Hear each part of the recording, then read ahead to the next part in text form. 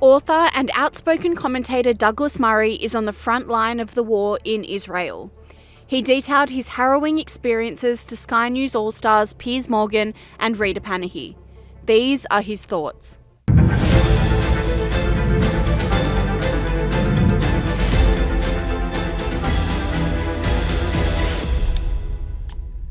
Douglas Murray discussed the unfair attribution of innocent Palestinian deaths throughout the war to Israel, when in fact Hamas has been killing their own people.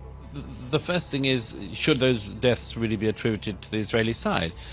We saw the other day the BBC and other media reported that the people who were lying dead on the street on one of the main routes through Gaza was alleged to be a massacre carried out by Israelis. It turned out it wasn't the case at all.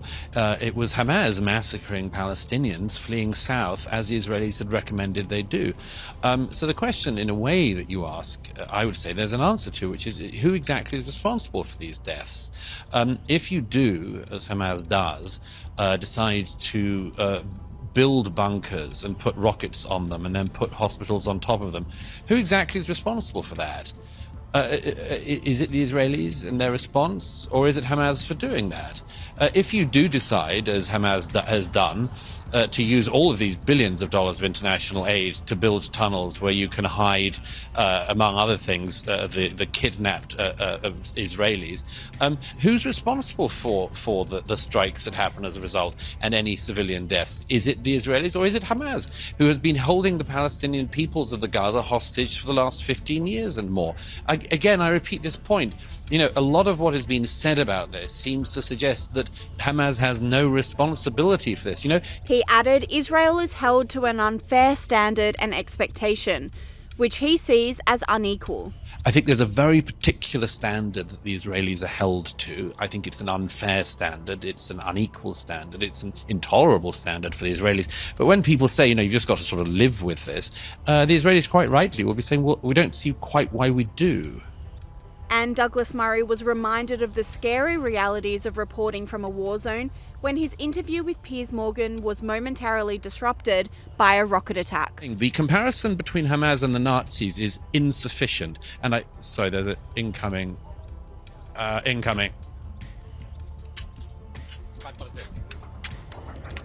Get safe, Douglas. Come.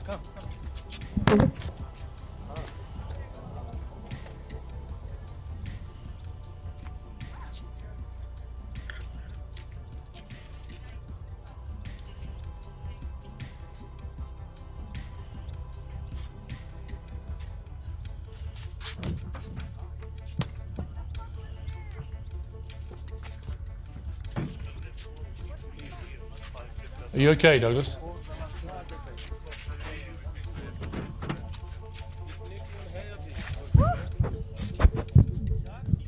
It came from the other direction, so... Okay, anyhow, we're okay. Are you okay? Let's just... Yeah, it's fine. Sorry, it was a rocket coming, looked like it was just going to land on us here. Which way was that rocket coming from? Okay. Was it coming from Gaza or from Israel? Yes, it seemed to be coming from Gaza, so... Yeah, it's fine. It's okay, it's been happening all day.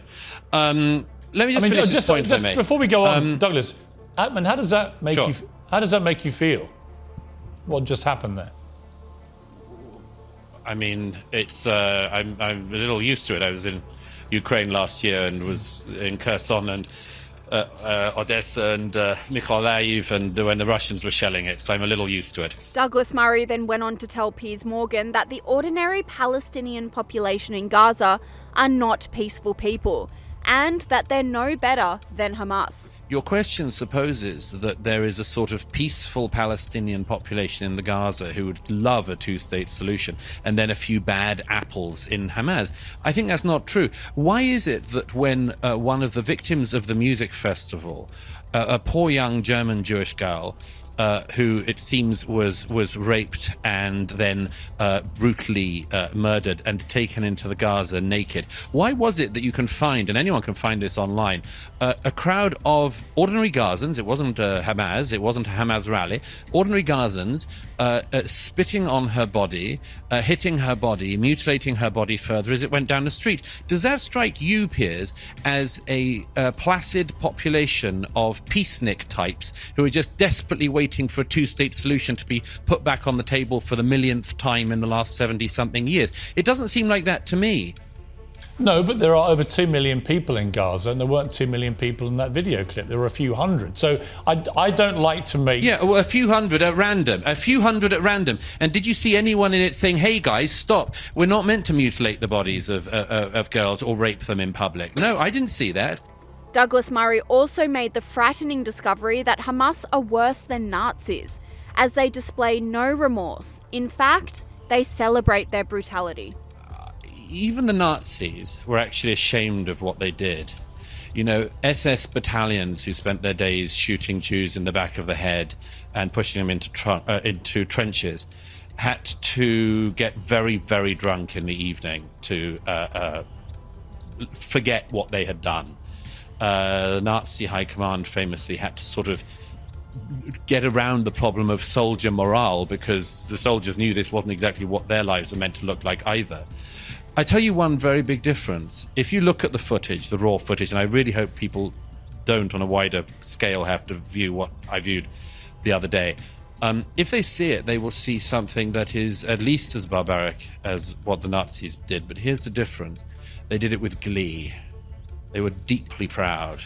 You see people trying to, taking the head off a young Israeli man with a shovel and then calling their parents back in Gaza and telling them, Father, I've killed 10 Jews with my own hands. Get mother on the phone. I want to tell her how great a job her son has done. I come back to this thing. I'm not exaggerating this. It's very, very interesting, and people need to realize you had this situation with the Nazis, where they also were a genocidal anti-Semitic organization, but they tried to cover their crimes up. Hamas are actually proud of them, and they've said they will do them until the whole world is clear of Jews. Yeah. So I suggest we take that seriously, and I think that Israel is taking it seriously. I hope they continue to take it seriously, but I think the world should take it seriously, and that includes Britain. And Piers Morgan asked Douglas Murray to predict how the war would end. It's too early to tell. I would just say this, and I've said this before, but Israel is one of the only countries in the world that's never allowed to win a conflict. It has been left with this question of the Palestinians in the West Bank, the question of the Palestinians in Gaza. It's been left with this for years. And by the way, I say left with it because, remember, the Jordanians could solve the problem in the West Bank immediately by taking the Palestinians therein or taking some kind of control. They don't want to. The Egyptians, I have friends who were born in Gaza when it was owned by the Egyptians, run by the Egyptians. The Egyptians could solve the Gaza problem tomorrow by allowing the Gazans into Egypt or taking control of the Gaza themselves. Nobody wants the Palestinians people. And there's this endless mistake that is being made, and it has been made all my lifetime certainly, which is that there's this unsolved problem, but it is the job of the Israelis to solve it.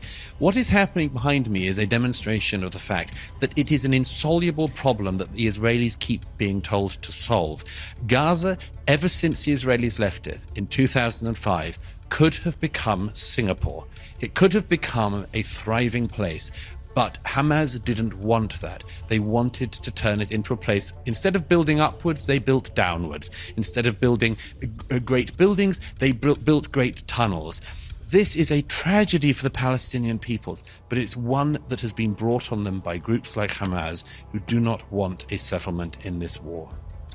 Douglas Murray, so powerful to talk to you there on the Gaza border, and I'm glad that you came through what was a pretty scary moment in the middle of that interview. Douglas Murray and Piers Morgan also discussed the double standards which are allowed when it comes to protesting and hate speech. Look, I'm afraid that the rules on this are very, very clear. You are not allowed to glorify terror or call for terror on the streets of Britain. And that existed before the 2006 Terrorism Act banned glorification, and it certainly exists now.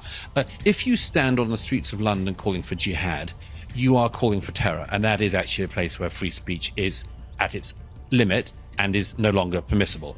It's the same with, for instance, calls for intifada on the London tubes. Remember, we had a touch of intifada on the London tubes a few years ago. So again, calling for intifada is something that you're not allowed to do in the UK. Okay, you're not but Douglas, allowed to let me call ask for you murder. this. You're not allowed to. Let me finish one other case. You're not allowed to stand on the streets of London and call for the murder of Jews or any other minority. No. And yet people have been getting away with this No, Saturday after but these Saturday. are and, right. and are the police arresting people? No. Right. No, they're not. The police last week said we're outnumbered. Right, so that is a key point. He also went on to discuss the sorry state of policing, which has come to light following mass pro-Palestine protests, with Sky News All-Star Rita Panahi. Yes, first of all, when the BLM protests went on in London, which got very unpleasant, we had officers of the Metropolitan Police taking the knee when the crowd insisted that they do so, and they actually did. In that, you know, that gesture that people did at the time. Oh, yes. As a sort of kowtowing gesture. They actually did that. We've seen Extinction Rebellion and other eco-loon protests where the police have actually, I mean, there was one protest, they shut down a bridge in London, and there was video of a policeman actually sort of like getting on a skateboard and playing with the activists instead of wrenching them off the roads and getting them arrested. There's no doubt that there's a double standard in policing, and we've seen it in spades in recent weeks with the anti-Israel demonstrations in London and across the UK. You know, people have been threatened with arrest if they go near these protests carrying an English or a British flag, because that would be, Rita, inflammatory. But at the same time, the police have stood idly by as people have called for jihad, for genocide, and much more. It's an obscene double standard, but we can see why. One police officer even said as much last week on camera, said, "We're outnumbered here." So they are clearly intimidated by this mob.